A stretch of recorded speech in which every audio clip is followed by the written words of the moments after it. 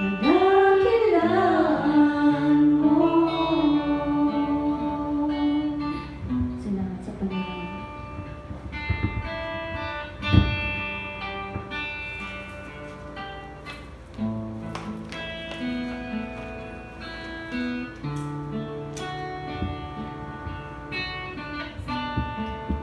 Kaya Panginoon, pinupuri ka namin, nilalakila ka namin, pinapapuri at pinaparangalan ka namin, sapagkat ikaw ang tunay na Diyos. Wala kayong katulad, wala kayong kabantay. Dakila ka, Panginoon. Napuri o Diyos, sa iyo pong kapurihan, sa iyo pong kadakilaan, sa kapahayagan patuloy ng iyong kadakilaan, kahabagan, pag-ibig, kapangyarihan sa amin. Hindi Panginoon kami ay katapuin niyo. Kaya yung tunay ang pagdako namin sa lugar na ito ay pagdako namin sa iyong presensya. Kaya yung tunay na makatagpo namin kayo, gaya ng inyong pong pangako, sa iyo'y hinahanap ay makasusumpong. Ang sa iyo'y tumalapit, ikaw ay malapit. Paranas po kayo sa amin, higit sa anumang inaasahan namin, higit sa anumang dahilan ng aming pagparito. Ipangyari niyo o Diyos ang inyong pong kalooban.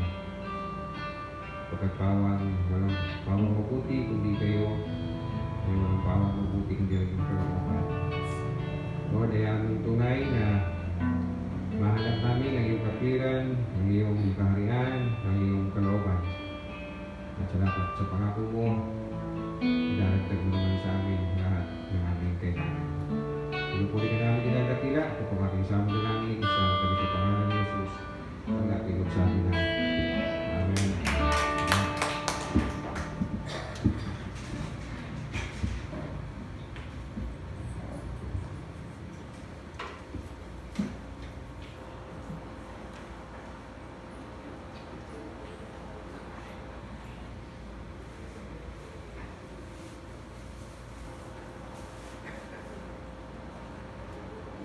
Praise the Lord.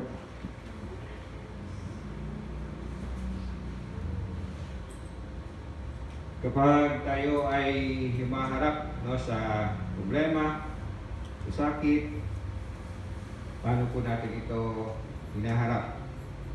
Kung tayo po ay nangangarap ng buhay na walang sakit, problema, hirap, hindi mo natin masusumpukan dyan sa buhay na ito. Kasi amen? Hindi sa buhay na darating. Of course, para sa mga nasa piling ng Panginoon. Kung maalalim nyo, talinghaga patungkol sa wise builder. Ang tinutukoy ng Panginoon, ang wise builder ay ang nakikinig at nagsasagawa ng salita ng Diyos. But still, makakaranas din siya ng hampas ng hangin, ng bagyo, ng malakas na hampas ng alon. Pero ang kaibahan ay siya'y mananatili na nakatayo. How do you face troubles in life? How do you face problems in life? Minsan madalas, hindi nga bang tendency natin ay ang mag-alala at maghanap, mag-isip ng solusyon. And as you think about solution, minsan madalas, lalo tayong nag-aalala. Lalo-lalo na kung makita natin walang solusyon. Paano? Anong gagawin ko? Sa ating pong text, sa Santiago, Kabanatang 5. Santiago, Kabanatang 5. Ang ating babasahin po ay mula bilang 13 hanggang 18. James chapter 5, beginning verse 13 to 18. Ito po ay pang-apat na division ng New Testament. James chapter 5, beginning verse 13. May paghihirap ba ang sino man sa inyo? Manalangin siya. Nagagalak ba ang sino man? Lumawit siya ng papuri sa Diyos. May sakit ba ang sino man sa inyo? Ipatawag ninyo ang matatandang pinuno ng iglesia upang ipanalangin siya at pahiran ng langis sa panahon sa pangalan ng Panginoon. Pagagalingin ng Diyos ang may sakit dahil sa panalangin may pananampalataya. Palalakasin siyang muli ng Panginoon at kung siya'y nagkasala, patatawain siya sa kanyang mga kasalanan. Kaya nga ipagtapat ninyo sa inyong mga kapatid ang inyong mga kasalanan at ipanalangin ninyo ang isa't isa upang kayo'y gumaling. Malaki ang nagagawa ng panalangin ng taong matuwid. Si Elias ay isang tao na tulad din natin. Nang mataitim siyang nanalangin na huwag umulan, hindi na umulan sa loob ng 3 taon at 6 na buwan. At nang siya'y nanalangin para umulan, bumagsak na ang ulan at namunga ang mga halaman. Pagkain po tayo, magbasa ng salita ng Panginoon. Una, paghayan muna natin, sino ba itong sumulat?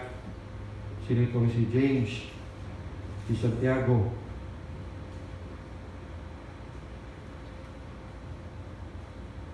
Then we look at the meaning and implication po ng ating text. So sino ba itong si Santiago? Si Santiago ba ay isa sa mga 12 alagad ng Panginoong Jesus? Dahil mayroon pong 2 Santiago sa 12 Apostles ni Jesus. Ang isang Santiago ay ang kapatid ni John o ni Juan, ni James and John, son of Zebedee. And another Santiago, na anak naman ni Alphaeus. Nababasa natin yan sa Matthew chapter 10. So, ito bang Santiago na ito ay isa sa mga alagad o sa isa sa mga apostol ng Panginoon. Meron ding nabanggit sa Matthew chapter 13 na Santiago. And let me read Matthew chapter 13 verse 55. Ito po ang pinaniniwalaan na sumulat ng ating pong pinagkuha ng ating text. Matthew chapter 13 verse 55. Mateo, kabanatang 13, bilang 55. Hindi ba siya, tinutukoy si Jesus, ay anak ng isang karpintero? Hindi ba si Maria, kanyang ina, at sina Santiago, Jose, Simon, at Judas ang kanyang mga kapatid? So, ang unang pangalan na banggit, na anak po ni Jose at ni Maria ay Santiago. Ay usually common kapag pinanggit ang unang pangalan, siya yung pinakapanganay. So, si James na maaaring ang sumulat nito is the eldest son ni Joseph at ni Mary. Si James na isa sa mga kapatid, sabihin na nating half-brother ni Jesus, ay unbeliever ng Panginoong Jesus bago po siya naging mananampalataya nang masaksihan po niya ang muling pagkabuhay ng Panginoon. His name was mentioned again sa 1 Corinthians chapter 15. Bago magpakita kay Pablo, ang nabanggit na yung pangalan ni Santiago. Itong Santiago na binanggit sa 1 Corinthians 15 ay siyang Santiago na tinutukoy dito sa Matthew chapter 13 verse 55. Basahin muna natin ang John chapter 7. Makita mo natin na bago po naging mananampalataya and eventually naging leader po ng church, itong si Santiago, ay hindi po sila naging mananampalataya, hindi po siya mananampalataya sa po ng kanyang pong mga kapatid. In John chapter 7. John chapter 7, beginning verse 2. 1 kabanatang 7, simula bilang 2. Nalalapit na noon ang pista ng mga Dolga, isa sa mga pista ng mga Hudyo. Kaya't sinabi kay Jesus ng kanyang mga kapatid, kasama si Santiago dito, bakit hindi ka umalis dito at pumunta sa Judea para makita ng iyong mga tagasunod ang ginagawa mo? Walang taong naglilihim ng kanyang ginagawa kung ang hangad niya ay maging tanyag. So sa mga kapatid ni Jesus, tinitignan nila si Jesus na pasikat lamang. Ginagawa mo rin lamang ang mga bagay na ito, magpakilala ka na sa sanlibutan. Ano sabi ng verse 5? Maging ang mga kapatid ni Jesus ay hindi naniniwala sa Kanya. Okay? So, imagine, special ang birth ni Jesus, nagagawa siya ng mga himala, but here's his family, hindi naniniwala sa Kanya. You can say, no, only Joseph and Mary ang nananalig kay Jesus. But eventually, naging mananampalataya rin si James. Again, na-mention natin, ang pangalan ni James ay na-mention sa 1 Corinthians 15, isa sa mga nakakita ng muling pagkabuhay ng Panginoong Jesus. So, hindi po ito ang apostol, no, na Santiago, na kapatid ni John. Hindi po ito ang apostol na Santiago, no, na anak ni Alphaeus. Kundi ito po ay si Santiago, na isa sa mga kapatid ni Jesus kay Jose at Maria. Tungayin natin yung chapter 1 ng kanyang sulat, James chapter 1. Kung paano po siya nagpapakilala. James chapter 1 verse 1, mula kay Santiago, lingkod ng Diyos at ng Panginoong Jesucristo. So, isa ito sa pinagbabasihan na hindi ito si Apostle James, no? James na kapatid ni John o James na anak ni Alphaeus, kundi ito ay si James, no, na isa sa mga anak ni Jose at Maria. Kasi nagpapakilala si Santiago na lingkod ng Diyos at ng Panginoong Jesus. Papansinin niyo mga sulat ni Pablo, paano siya nagpapakilala? No, lingkod at apostol ng Panginoong Jesus. So nagpapakilala po sila ng apostol. Pero si James ay hindi po siya nagpakilala as apostle, kundi lingkod ng Diyos at ng Panginoong Jesucristo. So si James po, ito ay isa po sa mga anak ni Jose at Maria. And here, no, sa kanyang pong bungad, no, James 1 verse 1, mula kay Santiago, lingkod ng Diyos at ng Panginoong Jesucristo. Makikita po natin po yung kanya pong pagkilala sa pagka-Diyos ng Panginoong Jesus. As he recognized, no, he introduced himself as lingkod ng Diyos at ng Panginoong Jesucristo, na ipinapantay niya si Jesus sa Diyos.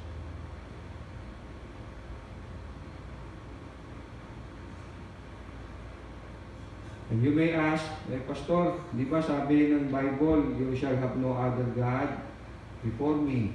Sabi din ng Bible, you cannot serve two masters at the same time. No? So bakit si Santiago, no, dalawa pinaglilingkuran niya, ang Diyos Ama at si Jesus.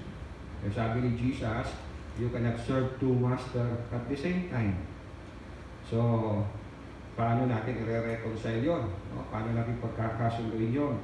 Kung si Santiago ay naglilingkod bilang alipin ng Diyos Ama at ng Diyos Anak, ang Panginoong Jesucristo. Of course, no, si James, no, ay Trinitarian worshiper. Kinikilala niya ang Diyos ng Biblia na iisa na may tatlong persona, Ama, Anak, at Espiritu Santo. Walang disunity, walang faction, walang rivalry, walang contest, walang insecurity between the three persons of the Trinity. Remember, sabi ni Jesus, ang nakita sa Ama, nakita na sa akin, ang nagpaparangal sa Ama, nagpaparangal sa Anak, so ang nagpaparangal sa Anak, ay nagpaparangal sa Ama. So hindi po ito labag o hindi po ito kontra sa sinasabi ni Jesus na you cannot serve two masters at the same time because He is serving one God in three persons, Father, Son, and Holy Spirit. James chapter 2 verse 1. Gusto ko makita natin kung paano po kinikilala ni Santiago si Jesus, no, na kanyang kapatid kay Maria, na noon na hindi niya sinasampalatayanan kung sino si Jesus, no, kung paano si Jesus ay nagpapakilala. But this time, no, tinataas niya si Jesus, ipinapantay sa Diyos. James chapter 2 verse 1, mga kapatid ko, bilang mga mananampalataya kay Jesucristo na ating maluwalhating Panginoon, dapat maging pantay-pantay ang tingin ninyo sa lahat ng tao. Again, no, isang pagpapahayag ng exaltation o pagtaas, pagsamba sa Panginoon. And he is referring to Jesus. James called Jesus as Lord and the Lord of glory. Mga kapatid ko, bilang mga mananampalataya kay Kristo na ating maluwalhating Panginoon. I hope na ito po yung nagdagdag kalinaw sa atin. Minsan we wrestle in our mind, bakit isa ang Diyos? Pero si Jesus sinasamba, ang Ama sinasamba, so dalawa na sinasamba. Because we have one God, hindi po ito dalawang Diyos, hindi po ito tatlong Diyos, isang Diyos in 3 person. Bakit yun ang ating paniniwala? Kasi yun ang sinasabi ng Bible. Ang Bible po hindi nagsasabi na tatlo ang Diyos. Ang Bible din hindi nagsasabi ng Trinity. Kaya walang Trinity sa Bible. Na word na Trinity. Pero merong Trinity sa Bible. Hindi word, hindi ang pinakikilala ng Bible na Diyos. One God in 3 person. Now, tumayan natin ang ating text. Again, now James, chapter 5, verse 13. May paghihirap ba ang sino man sa inyo? Manalangin siya. Sabi nga, why worry when you can pray? Why worry when you can pray? So again, bigyan natin ang ating mga sarili. Kapag tayo ba'y dumadaan sa problema, how do we respond? Murmuring, eto na naman, yan ang tinuro ng Panginoon sa mga Israelites. Na sila ay lumakbay ng for 40 years. Because every hirap, every challenge na kanilang kinakaharap, ang kanilang response is murmuring, not praying. Kung nakanood kayo ng aking live, they used to say, bakit mo pa kami dinala, bakit mo pa kami hinayaan, hindi mo na lang kami hinayaan sa Egypto o sa Egypt. May paghihirap ba sino man sa inyo manalangin? Again, why worry when you can pray? Ang pananalangin po, of course, hindi po ito may wish is your command. Na parang genie, kapag kiniskis mo, hindi, sabihin mo lang kung anong gusto mo, mangyayari. Ang pananalangin ay pagpapahayag ng pagtitiwala sa Diyos, pagpapasakop sa Diyos, pagsunod sa Diyos.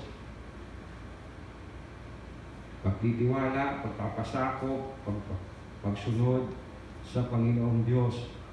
So hindi po ito ika nga kumbaga parang push button, kapag pinush mo, lalabas na yung ano man ang gusto mo. Yan ang pag-usabi ng text natin, nagagalak ba ang sino man? Umawit siya ng papuri sa Diyos. Have you experienced that? Nung meron ka natanggap ng good news, ano ang ginawa mo? Magpapakain ako! What you did? Babay, umawit? Yes! Tawag ka agad kay Kuya Mario. Kuya Mario, madala mo ko ng isang video aawit ako. Ako ang nagwagi. Ano yung ganun ba kanta? Magbibideo kaya ako. Hindi ang sabi ko dito, hindi ganun. Umawit siya ng papuri sa Diyos. Nung ako po ay bago-bago sa pananampalataya, pagpupunta ko ng San Marino para po mag-church, sa UP ko pa kami tumitira. Ang kinakanta ko dyan sa bakanting lote, kaya ako na-memorize yung God is good. Kasi kinakanta ko sa bakanting lote. Pero kinakanta ko yung God is good, not because meron ako natanggap na blessing, kundi kinakanta ko yung God is good kasi ang dilim-dilim. Tatakot ako. God is good! Kapag kinakaba, all the time! Hindi po kung gano'n, Hindi po pang-control ng Espiritu yung kanta. So, mag-video daw. Hindi, umawit, magpapuri sa Diyos. Hindi naman ako against sa video, We can sing secular song. Pero siyempre, bago na piliin yung kanta, sino kumanta, ano mensahe ng kanta. Kasi pag kumakanta po tayo, ang Pilipino ay naturally music lover, song lover, so talagang kukuha ng attention yan. So dapat tayo mga Kristiyano, kapag kumakanta tayo, kahit hindi man gospel song, kumenta or worship song, secular song, kantahin natin yung may mensaheng maganda. Okay, mamaya yung kapitbahay mo nag-iisip na magbigtilap sa puno ng kamatis, tapos kumakanta ka pa ng nakakalungkot na kanta, tapos magugulat ka, may ambulance na sa harapan nila kasi nagbigti na nga. Kasi yung kanta mo, yun yung kanilang kinanta nung nag-iwalay sila. So, mas masakla kung kumanta ka tapos yung kanta mo nakakainis talaga. Ang boses mo So, nagagalak ba ang sino man? Umawit siya ng papuri sa Diyos. Ang salita pong ginamit na umawit ay salvo. Nang ibig sabihin is to sing with string instruments. So, umawit with accompaniment ng instrument. So, pag kayo ay masaya, tawagin niyo si Pastor Rabe. Taka dito Pastor Rabe sa bahay, bakit kakanta ako? Kasi kailangan may string. Hindi naman gano'n, no? Kasi yun pong commonly na mga instruments doon. Pwede din naman -1. Pwede naman videoke. Pakapela. Of course, higit sa lahat, ang Diyos po'y nakatingin sa ating mga puso. So, to sing to the Lord is not to feel good, but to praise the Lord. No? Minsan, hinahanap ng mga mananamba sa church, yung awitan. Kaya pagkatapos ng awitan, pag minsahe nga, tulugan. Hindi po gano'n. No? Hindi po tayo nagkakantahan para habang naghihintay tayo ng marami o nagkakantahan tayo para gisingin ang ating mga inaantok pang mga katawan o magpainit muna. It is a praise and worship to God.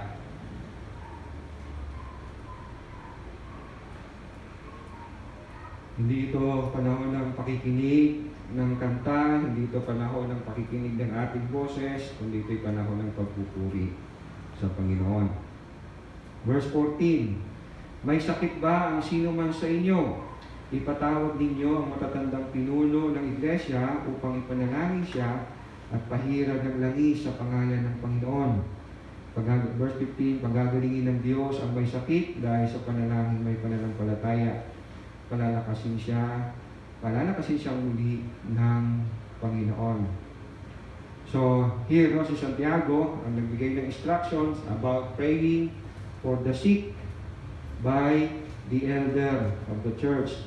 Ito'y maaling pastor or elder ng church. No? Sa leaders, meron kaming pag-aaral ng dalawang klase ng elder, teaching elder and ruling elder. Palagay ko, this could be pastor or elder. And here, may pong pagpapahid ng langis. No? Sa lumang tipan, ang ginagamit po ang langis, sumisimbolo ng pagko-consecrate ng isang bagay o ng isang tao para sa particular na gawain. Pinapahira ng langis doon o ina-anoint ang priest, ang king, ang prophet. And here, meron pong pagpapahid ng langis na ginagawa po ng pastor para doon sa ipinapanalangin may sakit. However, huwag naman po natin isipin na kapag wala ng pagpapahid ng langis ay kulang at hindi gagaling yung may sakit. Minsan ay naging napagsamantalaan pa nga, diba? Ngayon binibenta na ang langis. Healing oil. Isip ko, since wala naman ako part-time, nag-business kaya ako ng healing oil. Excellency oil. Das pastor's oil. Joke lang. Live pala tayo. Joke lang po. Huwag naman natin isipin kapag hindi po pinahira, kasi minsan ginagawa na natin dahil makita natin sa Bible, meron pong iba't ibang pamamaraan ng pagpapagaling. Pero iisa lamang ang pinapanalanginan, ang Diyos. Okay? Merong pinagaling yung mga alagad by just sending ay yung lay hands doon sa mga panyo, and then dinala doon sa mga may sakit, gumaling. Merong mga gumaling na daanan lang ng anino ng mga apostol. Meron namang gumaling na sinabihan lang, no? Remember sabi ni Jesus, umuwi ka na, magaling na ang iyong anak. So meron mga iba-ibang pamamaraan. Maging sa mga bulag, no? Merong pagkakataon na pinagaling ni Jesus, no? By splitting, no? Kumuha ng lupa at kanyang dinuraan. So, sa panahon natin, no? May COVID. Lord, doon na lang, pastor, doon na ako sa oil. Okay, doon na lang ako sa pagpatong ng kamay. Huwag na doon. So, huwag naman natin isipin na ito lang yung pamamaraan. And we should not also think, no, na mayroong kapangyarihan yung langis. Hindi po doon, no? Meron ako napanood sa YouTube, hindi ko alam kung talagang totoo yun, no? Merong isang pare, no? Pero sa loob ng simbahan, no? Meron siyang dalang holy water, ang sakristan niya may balde, tapos meron siyang pinanggaganon. Nadaanan niya yung isa kasi nakaganon. Nagko-cover, kumbaga parang ayaw siguro magbasa, baka maano yung makeup. Alam yung ginawa niya, no? Yung balde mismo binuhusan. So, salamat kayo, wala tayong holy water. Kasi pag ganun kayo, baka magawa ko din sa inyo. So, huwag naman natin isipin na ganun. We should not, again, not think na merong power po yung langis. And we should not also think, no, na kapag pinag-pray, no, ng elder, ng pastor, at nang pinahiran ng langis, sure na yan nagagaling. Dahil we can see in the Bible, may mga hindi gumaling at mayroong mga gumaling. Isang halimbawa, no, si Paul mismo, 3 beses niyang hiniling ang kagalingan. Meron sa 2 Corinthians chapter 12. Nandun natin, we used to hear it, no, na ang biyaya ng Diyos ay nahahayag sa ating kahinaan. 2 Corinthians chapter 12, siguro basahin ko sa inyo. 2 Corinthians chapter 12, beginning verse 7. 2 Corinthians 12, beginning verse 7. Ngunit upang hindi ako magyabang, sa dami ng kamangamangang mga bagay na nasaksihan ko, ako'y binigyan ng pahirap sa aking katawan na nagsisilbing suko ni Satanas upang pahirapan ako at nang sa gayoy hindi ako maging palalo.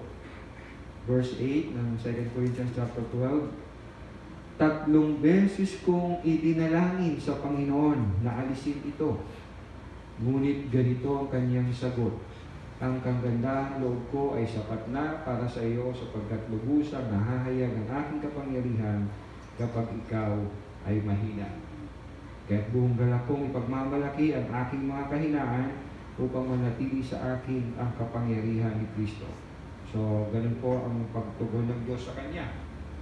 By keeping that, hindi natin alam kung ano pong maramdaman po yun, maraming mga interpretasyon, pero isang malinaw, hindi po siya binigyan po ng kagalingan. This is how He asked.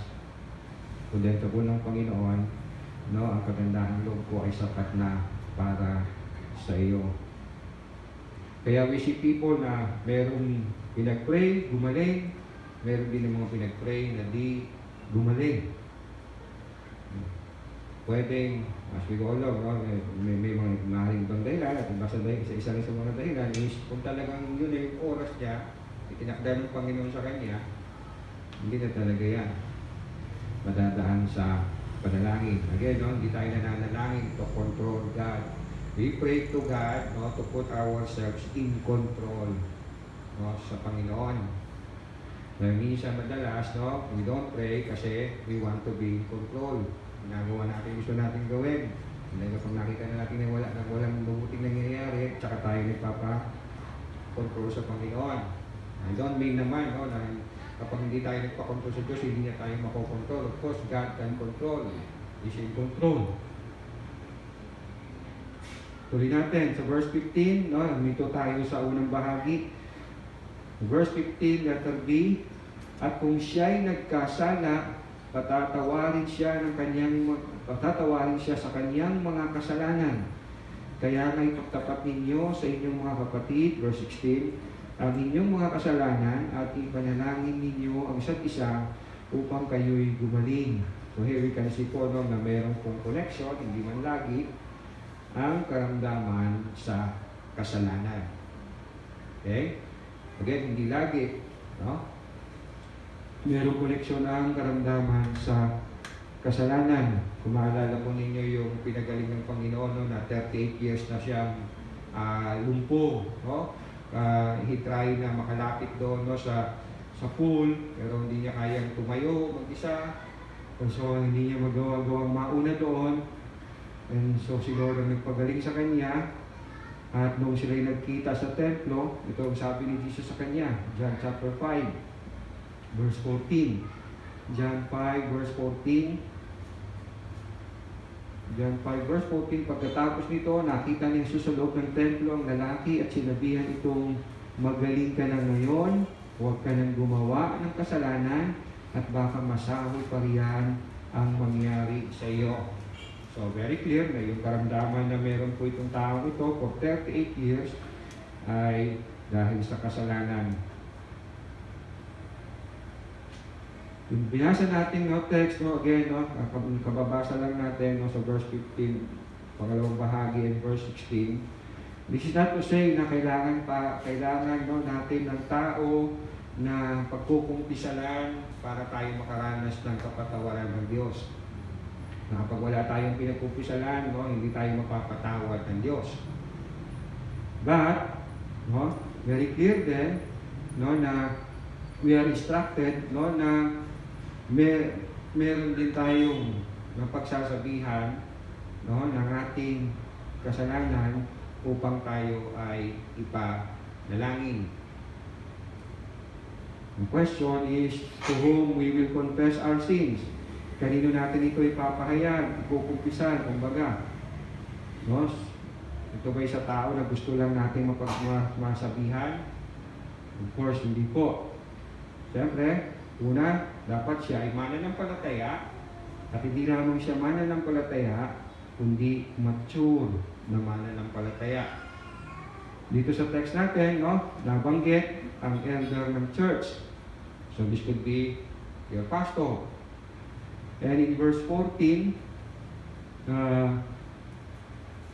sa verse 16 hanggang 18, malaki ang nagagawa ng panalangin ng taong matuwid. So, tinitingnan natin, no, kanino natin ikukumpisa, kanino natin sasabihin ang ating kasalanan, no, para tayo ay panalangin. Malaki nagagawa ng panalangin ng taong matuwid.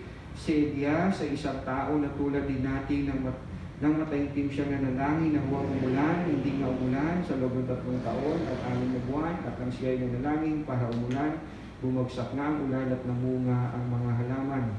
So, very clear, hindi lang basta-basta kapatid sa Panginoon, kundi mature, no, sa pananampalataya. Ang ating pong pagtatapatan ng ating kasalanan at hingal ng panalangin. Si Pablo ay may ganitong instruction sa mga taga-Galacia na merong babala o pag-iingat. Chapter 6, verse 1 ng Galacia. Galatians chapter 6, verse 1, mga kapatid, kung may isa sa inyo na mahulog sa pagkakasala, kayong pinapatnubayan ng Espiritu ang magtuwid sa Kanya. Subalit, gawin ninyo iyon ng mahinahon at mag-ingat kayo, baka kayo naman ang matukso. Meron po ko narinig na kwento, no, at totoo nangyari. Meron isang pastor, siya ay kilalang pastor. Merong nagpapakounsel sa kanya, dahil baguhan lang siya, hindi niya alam na may nangyayari pala ganito. Ang ginagawa ay sineset upan ng hidden camera, no? Yung pastor at yung pagpasok ng babae, no, na counseling, no, gumagawa ng aksyon, no, ng seducing, no, yung babae, no, intentionally, no, para sa video ay magmukhang si pastor ang gumagawa ng hindi maganda. At meron din, no, meron din ako narinig ng isang patutuo ng isang pastor, international pastor siya, no, na-experience niya pagpasok niya sa hotel, no, na chinek-in siya nung nag-sponsor, nag-invite sa kanya to speak. Pagpasok niya ng hotel, pagbukas niya ng bathtub, may babae na. No, and then merong camera, hidden camera.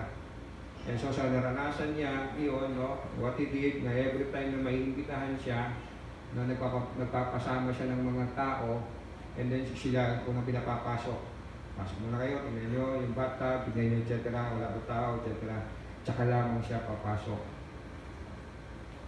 So merong dapat pag-iingat na gagawin. Kasi yung mga pastor, gwapo kasi tulad ni Pastor Abe, kaya nahabos kami.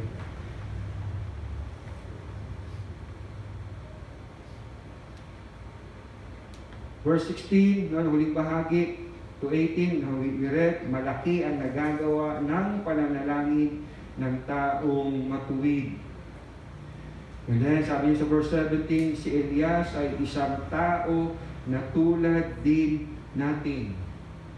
No? Kumbaga, para pagka sinasabi ni Santiago, tao lang din si Elias. Kaya nang dumalangin siya sa Diyos na huwag umulan ng 3 kalahating taon, hindi umulan. Tao lang din si Elias. So we can also pray. Katulad ni Elias, makaranas ng katugunan ng Diyos. Sino ba si Elias? No? Sino ba si Elijah? No, again, no? Si Elijah, no? Mababasahin natin sa New Testament, inisip ng mga tao na si John the Baptist ay si Elijah, even si Jesus. No? Kung tinanong ni Jesus sa mga alagad, ano sinasabi ng mga tao tungkol sa akin sa Matthew chapter 16? Kayo daw si John the Baptist, kayo daw si Elias o si Elijah, o isa sa mga propeta. At kung si Jesus nakapako sa krus, no, sabi niya, Eloi, Eloi, lama sabachthani, inisip nila na tinatawag niya ay si Elijah. So, very famous, no, at kinikilala itong si Elijah as great man of God. Pero sabi ni Santiago, tulad lang din tayo ni Elias, tulad lang din tayo ni Elijah. We can also pray to God and God will listen to us. Pero, of course, if tayo ay matuwid. Okay, no? Anong sabi? Malaki ang nagagawa ng panalangin ng taong matuwid. Because God will not listen to the prayer of the wicked, of the unrepentant, because God is holy. Very quick lang, basahin ko lang itong 3 verse na aking dinagdag. 28 verse 9 ng Kawikaan. 28 verse 9 ng Kawikaan. Ang panalangin ng taong hindi sumusunod sa kautusan ay kasuklam-suklam. Unang Pedro 3 bilang 12, 1 Peter chapter 3 verse 12. Ang mga mata ng Panginoon sa matuwid na katuon, ang kanilang panalangin ay kaniyang pinakikinggan. Ngunit ang masasama ay kaniyang sinasalungat. At kahit si James, no, binanggit niya sa James chapter 4 verse 3, James 4 verse 3, at humingi man kayo, wala rin kayong natatanggap dahil hindi tama ang inyong layunin. Humingi kayo upang mapagbigyan, humihingi kayo upang mapagbigyan ng inyong kalayawan.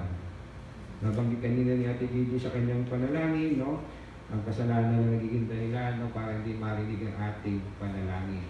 So we can also pray, no, and experience just like what Elijah experienced. Na tinugon siya ng Panginoon. Kung tayo ay meron pong righteous heart, kabanalan sa Panginoon. Pero kung tayo nagtatago ng kasalanan, namumuhay sa kasalanan, kahit maglulukod tayo, kahit maglulupasay tayo, nabubuhay sa kasalanan, kahit ano pang gawin natin, no, hindi lang tayo magpapahid ng langis, kundi magpabuhos pa ng langis mula ulo hanggang paa, hindi tayo makakaranas ng pagtugon sa Panginoon. So let me end. Ito po ang salita ng Panginoon. Sino sa atin ang may kabigatan, manalangin. Tayo ba'y nagagalak, magpuri sa Panginoon, umawit ng papuri sa Panginoon.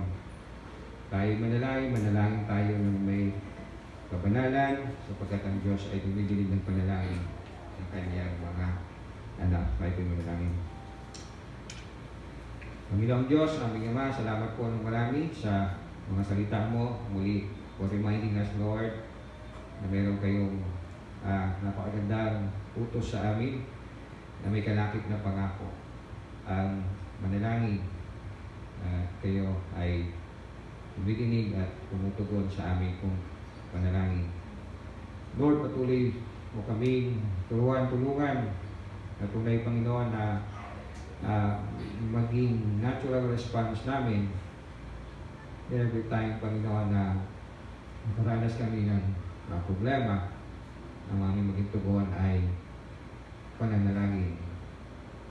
So, every time naman, Lord, na meron kaming pagdiriwang, meron kaming pagsasaya, meron kaming blessings, Lord, ay ang umawit sa iyo. And yes, Lord, both, Lord, sa aming pananalangin, in times of trouble, at sa aming pagpupuri, in times of blessing, Lord, what you look for, Panginoon, ay ang aming pong mga puso. Puso na nagpapakumbaba, puso na hindi tatago ng kasalanan, puso na humihingi ng tawad, puso na kumikilala ng inyong kabanalan, o kaya marapat kami mabuhay sa kabanalan.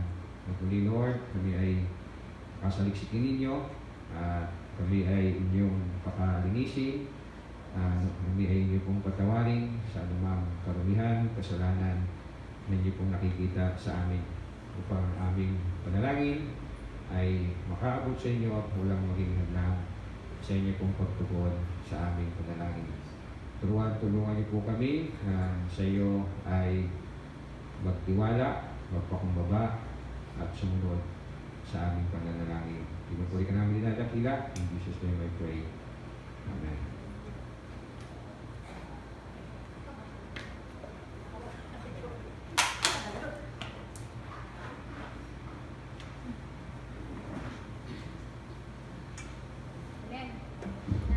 Sa ating pong pagkakaloob, inanyayahan ko na kayo ng lahat ay tumayo.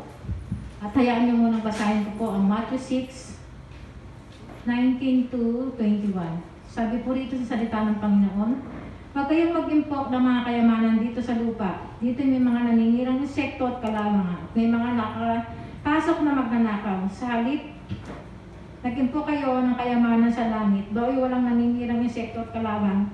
At walang nakapasok na magnanakaw. Sapagkat kung saan naroon ang inyong kayamanan, naroon din ang inyong puso. Tayo pong natin umukot manalangin. Naman Diyos, na labang makapangyarihan sa lahat. Minsan pa, Panginoon, pinapupurihan ka namin. Pinapasalamatan ka, Panginoon namin. Salamat, Lord, sa kaligtasan. Salamat po sa kapayapaan ng aming mga puso. Salamat po sa kagalakan na nagmumula sa iyo. Salamat po, Panginoon, sa mga kagalingan sa iyong mga karamdaman. Lord, salamat po sa mga biyayang natatanggap namin sa araw-araw. Tunay, Lord, na napakabuti mo sa aming mga buhay. At dalangin din po namin, Panginoon, na ano man ang aming mga kakulungan, patuloy mo po kaming kahabagan, Panginoon. Patuloy mo kaming samahan sa buong isang linggo, Panginoon. At maraming salamat po sa buhay ng bawat isa, Panginoon, na nagkaloob sa iyo, Panginoon. Dalangin din namin na turuan mo kami na laging magkaloob ng tapat sa iyo, Panginoon. Hindi ka namin, Panginoon, dadayain. Salamat po sa mga pinagkakakitaan namin, Panginoon. Sa iyo po ang papuri, pasalamat sa pangalan ni Jesus. Amen.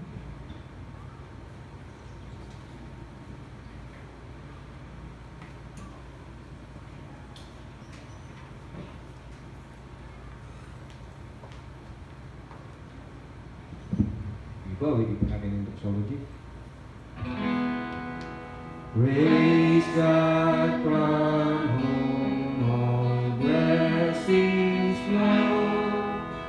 Praise Him, all creatures here below. Praise Him above the heavenly hosts. Praise Father, Son, and Holy Ghost. And now may the grace of our Lord Jesus Christ and the love of God our Father and the communion and fellowship of the Holy Spirit be with you all, both now and forevermore. Amen.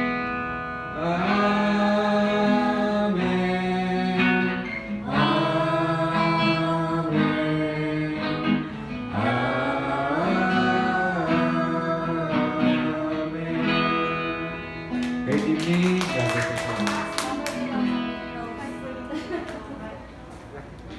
Huli na, last na. Malayo. Ilang sakay ka? Malayo na po. Sabi mo